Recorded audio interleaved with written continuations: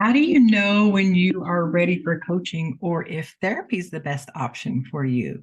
Give me just a few minutes here and I'll help you distinguish the difference between therapy and coaching so you can make the best decision for you.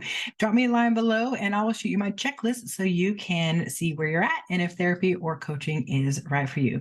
I'm Contest Aiken, former jet engine mechanic turned emotional well-being coach, and the best that there is, pretty spectacular at it. I've coached women over the last 15 years to prioritize themselves, heal their trauma, calm their nervous system, and readjust to who they are.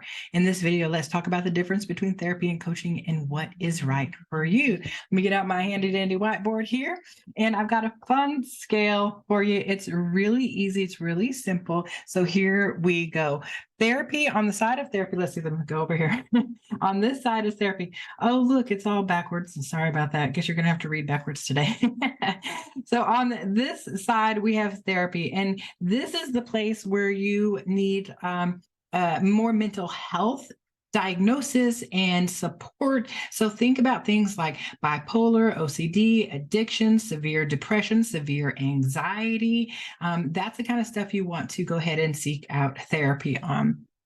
If you have a history of trauma, right? So I work with women who have trauma. So usually if your ears are on my words, then you have a history of childhood trauma.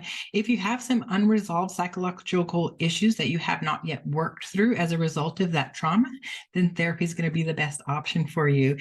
Therapy tends to focus on the past. It gives you the space to be able to tell the story. The easiest way that I can tell you how do you know when you're ready for coaching or when therapy is the better option for you is if you have not even yet told the story of what has happened to you or what is happening for you, then therapy is the best course of action for you. If you are sick and tired of telling the story and you're ready to move on with your life and not have to tell the story over and over again, you're ready for coaching. So let's talk about coaching on this side, on the backward side here. So coaching tends to be more forward focused, right?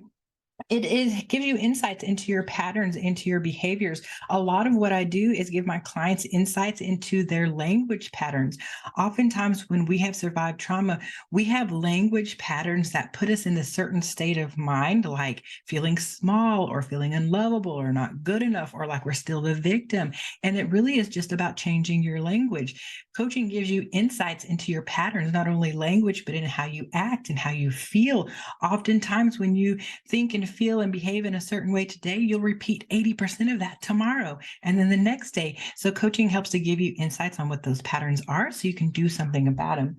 Coaching also, again, I said, is about forward motion, right? You're ready to stop telling the story, for crying out loud. You're like over it already and you're ready to move on with your life. You know, you're ready for coaching.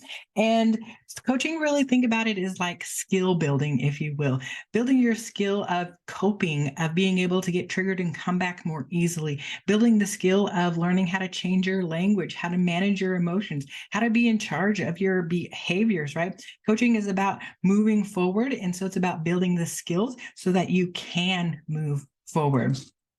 Oftentimes on the scale, the reason why I built this scale for you is that most people that I work with, and we're on the coaching side here, are within the 10, like 4 to 10 range there. And so if you are in the 4 to 10 range on the coaching side of things, where you're ready to stop telling the story, you're ready to move on with your life, you're ready to build the skill sets that you need to sustain the happy, peaceful, fulfilled life that you want, then you're on the 4 to 10 scale, right? But if you are anywhere on this side, then it's time for you to consider therapy. And maybe it's better for you to engage with therapy more often. I say a lot, the majority of people I work with are over here, but there are a handful of people that I work that are right in here, and they actually utilize both therapy and coaching at the same time. So they can go to therapy to be able to continue to have that space to tell the story and resolve the psychological issues from trauma. But at the same time, they're also using the skill set and the building the coping mechanisms and things like that so that they can move forward at the same time. Hopefully this clears it up for you, what the difference between coaching and therapy is, and gives you a way to distinguish where you're at and which one's the best choice for you. Drop me a line below and I'll send you my checklist so you can have it in front of you and make the best decision for you, therapy or coaching. Talk to you later.